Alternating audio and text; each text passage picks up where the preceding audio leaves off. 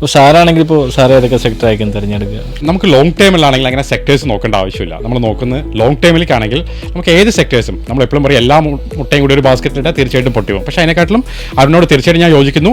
Like കാരണം നമുക്കറിയാൻ പറ്റും, ഞാനത് പൊളിറ്റിക്കലി പറയില്ല, ലാസ്റ്റ് ഒരു 10 കൊല്ലം കൊണ്ട് ഇന്ത്യയുടെ ഡെവലപ്മെൻറ്റ് നമുക്ക് തന്നെ അറിയാൻ പറ്റും. റോഡുകൾ, NH എത്ര നല്ലത്തോളം വികസനം വന്നിട്ട്. സോ അതിൻ്റെ ഒരു എന്താ പറഞ്ഞാൽ ഇൻഫ്രാസ്ട്രക്ചർ ഫണ്ടിൽ നല്ല രീതിയിൽ നമുക്ക് ചെയ്യാൻ പറ്റും. പക്ഷേ നമുക്ക് ഡൈവേഴ്സിഫിക്കേഷൻ ചെയ്യാം എല്ലാത്തിലും. ഫോർ എക്സാമ്പിൾ കുറച്ച് ഈ പറഞ്ഞ മാതിരി തന്നെ ഒന്നുമില്ല, നമ്മൾ സാധാരണ നമ്മുടെ നിത്യജീവിതത്തിൽ തുടങ്ങാം. നമ്മൾ എപ്പോഴും സംസാരിക്കും, നമ്മൾ രാവിലെ ഒരു കോഫി കുടിക്കുന്നു, ടാറ്റ കോഫി, നമ്മളൊരു പേപ്പർ വായിക്കുന്നു, TNP എന്നുള്ള സ്റ്റോക്ക് വരുന്നുണ്ട്. പിന്നെ നമ്മൾ എന്ത് ചെയ്യുക, നമ്മൾ പെട്രോൾ അടിക്കുന്നു, ഇന്ത്യൻ ഓയിൽ കോർപ്പറേഷൻ്റെ. നമ്മൾ മരുന്ന് കഴിക്കാത്ത ആൾക്കാരും ഇല്ല, എത്ര മരുന്ന് കമ്പനി ഉണ്ട്, സിപ്ല, ഇതെല്ലാം നമ്മൾ കൺസ്യൂം ചെയ്യണം. അപ്പോൾ ഇതെല്ലാം നമ്മൾ ഇൻവെസ്റ്റ്മെൻറ്റ്. പിന്നെ വുമൺസിൻ്റെ നോക്കുകയാണെങ്കിൽ അവരുടെ മേക്കപ്പ് ആയിക്കോട്ടെ, നൈക്ക എന്നുള്ള ഷെയർ ഉണ്ട്. സോ ഇതൊക്കെ നമ്മൾ കൺസ്യൂം ചെയ്തുകൊണ്ടിരിക്കും. അപ്പോൾ എന്തുകൊണ്ട് നമുക്ക് ഏതിൽ വേണമെങ്കിൽ ചെയ്യാം. അപ്പോൾ നമ്മൾ കൺസ്യൂം ചെയ്യുന്ന സാധനത്തിൽ തന്നെ നമ്മൾ ഇൻവെസ്റ്റ് ചെയ്യാം. Investments in securities markets are subject to market risks. Read all the related documents carefully before investing.